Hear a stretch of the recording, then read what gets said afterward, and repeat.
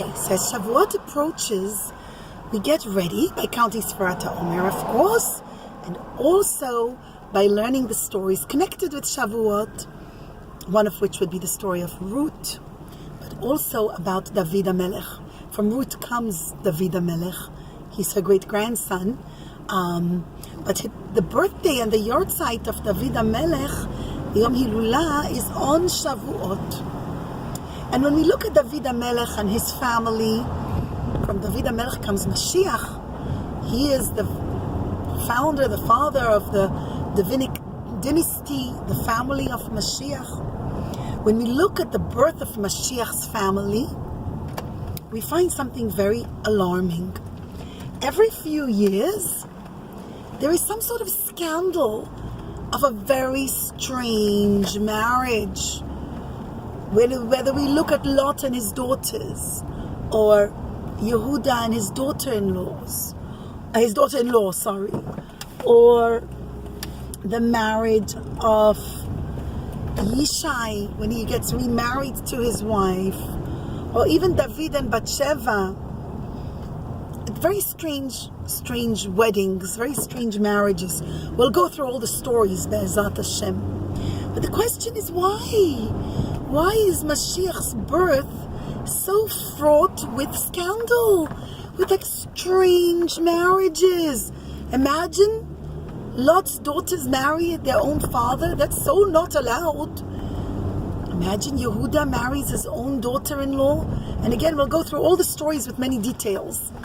But one of the things we're told is Chazal teach us that the reason the birth of Mashiach is so strange, or the founding of the family of Mashiach is so strange, is because Mashiach's neshama is very, very, very, very holy. It's very kadosh. And it says that up in Shamayim they're good malachim, but also not good malachim. The bad malachim who don't want the holy neshama of Mashiach to be born. And so Hashem confuses them.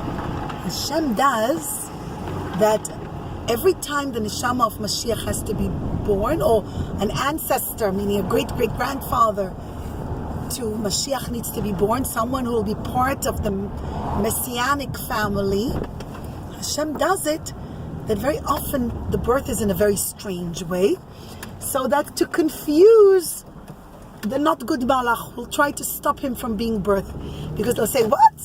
From a father and his daughters? There's not, Mashiach's going to come from that. Mashiach won't come from such a marriage. Or from, Ruth Moaviyah and Boaz. What a strange marriage. No, Mashiach won't come from that. And he won't stop the neshama of Mashiach from coming down into this world. So number one was in order to trick the not good malach. Another reason, children, is because when the couple get married and the daddy and mommy are so happy that they're going to have a baby, of course, Hashem is the one who has to put the neshama in the mommy's tummy. It has to be Hashem's blessing, otherwise there isn't going to be a baby. But Hashem says there has to be a daddy and a mommy. They should get married and live together like a husband and wife. So very often, big tzaddikim, when they want to bring a neshama into the world, they have a lot of very holy kavanot, a lot of holy meditations. They think about the great neshama, and they think how they're going to bring it down. And so Chazal tell us that as great as these people were, for example, Yehuda and Tamar, right? Yehuda was a great tzaddik.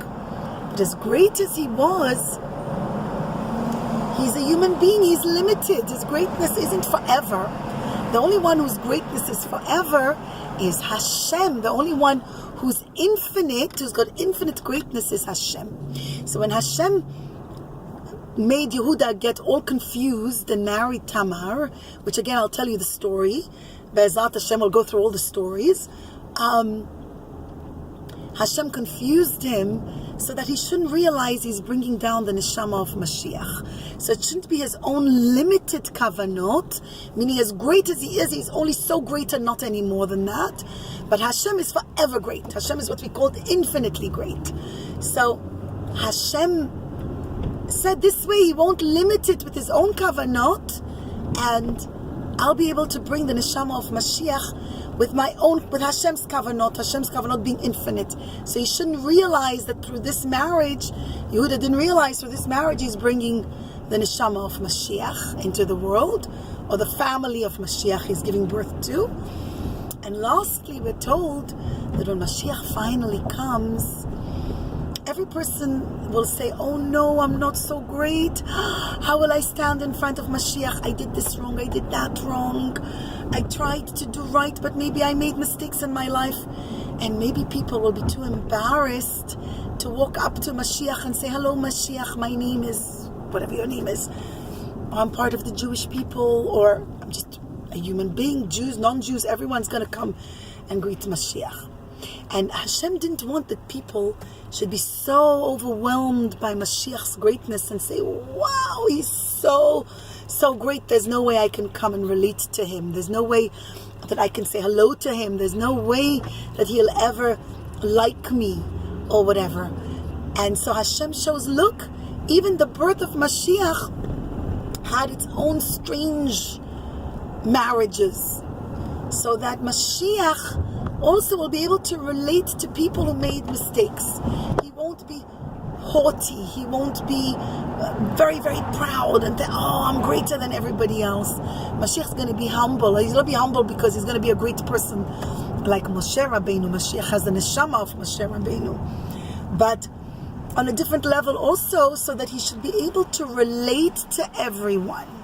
Now that was a bit of an introduction, and I know that was a bit long and complicated, but I wanted to start, before we start the unit, on the stories connected with Shavuot, with the families giving birth to Mashiach, or to the families of Mashiach. I wanted to start with that introduction, and it might go over a few videos. So the first one we look at, who had such a strange birth, was Lot. Lot runs away from Sodom. Actually, children, if you remember the story of Sodom and Gomorrah, the story of Avraham Avinu's nephew, he went to live in the very rich city of Sodom, but they were very mean to people. They wouldn't share. They wouldn't allow any guests in their town. And Hashem sends the Malachim to come and save Lot. And Lot runs away together with his wife and his two daughters. But the Malachim tell the wife, Irit, I think her name was, they tell her, don't look back. But she does look back. She wants to see how others are suffering when she's being saved, and that was a bad thing she did. And instead she turned into a pillar of salt. And now the only ones who are remaining is Lot and his two daughters. And the Malachim save them, and they leave them in a cave, and now they're hiding in a cave. Now they didn't realize that the destruction only took place in their cities of Sodom and Gomorrah. There were 5 cities. They thought the entire world got destroyed, just as during the days of Noah. They had no idea that there was still another whole world alive and well.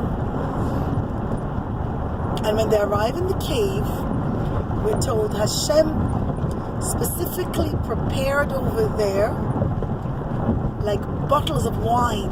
There were barrels with wine, so that Lot could get drunk. It was actually from Hashem that this would happen.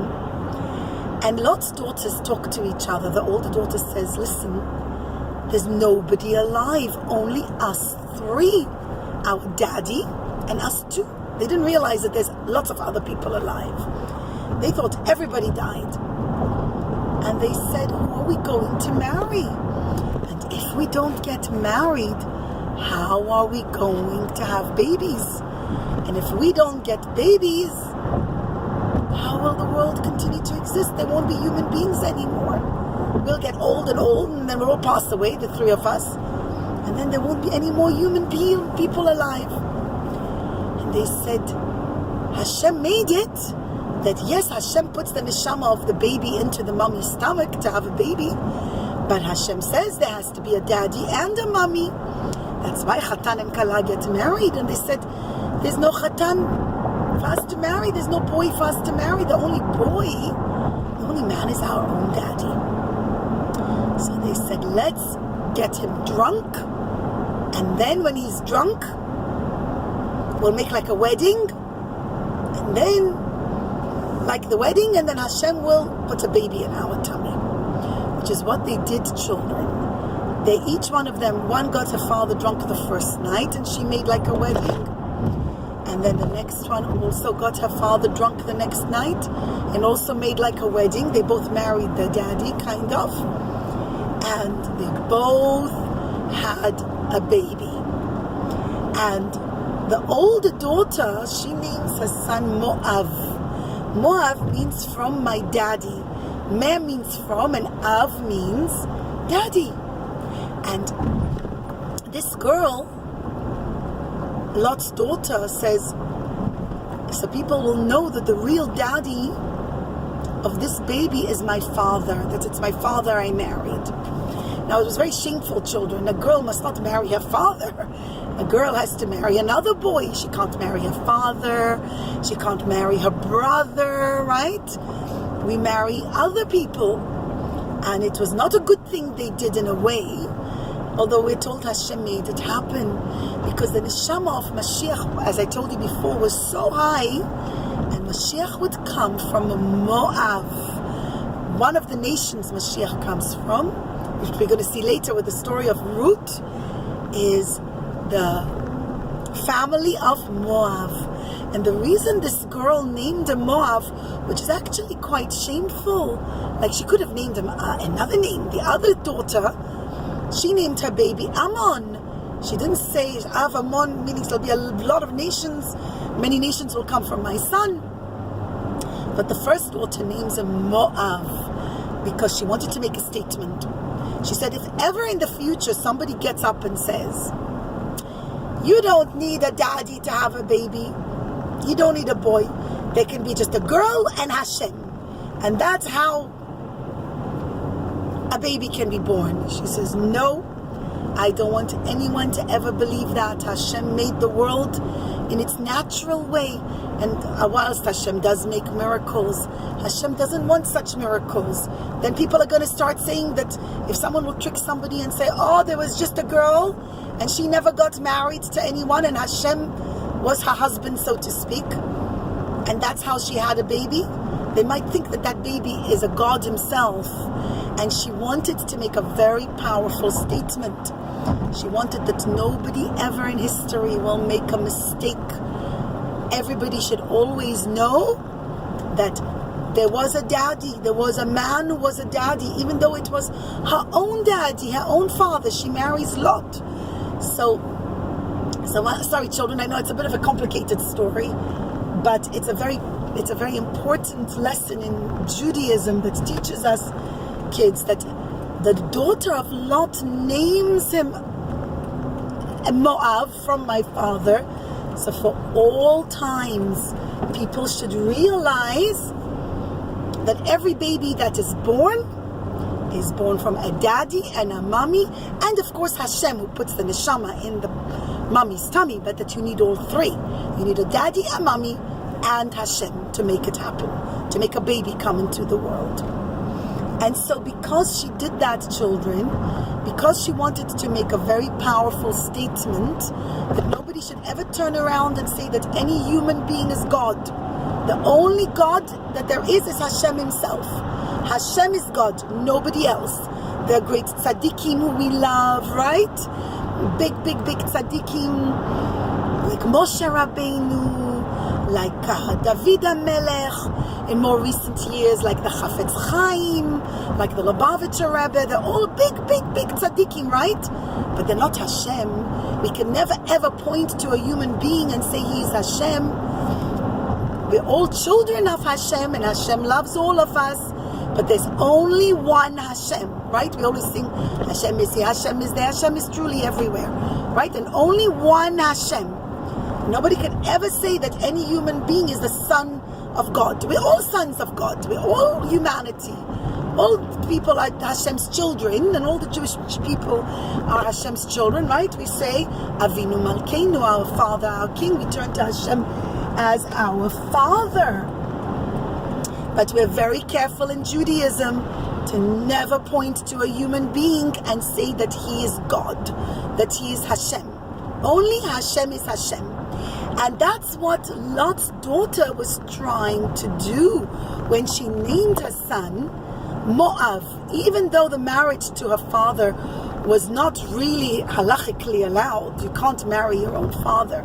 But because she did that, Hashem said, because you had such mesirut nefesh to teach the world such an important lesson, that the only one who is Hashem, and no human being can ever be Hashem, I'm going to make Mashiach come from your family. And that's what happens, children. Years and years later, there is a very beautiful girl, and her name is Ruth. And Ruth is from the family of Moab. And we read about her on Shavuot. And from the family of Moab comes Mashiach. Be'ezrat Hashem, when he comes, we're going to see that he is a great-great-great-grandson of Ruth. And in the next video, Be'ezrat Hashem, we'll continue more stories, because there's still a lot of stories connected with Shavuot and the birth of Mashiach and his families. And we'll try to go through as many as possible. So stay tuned for the next story, okay?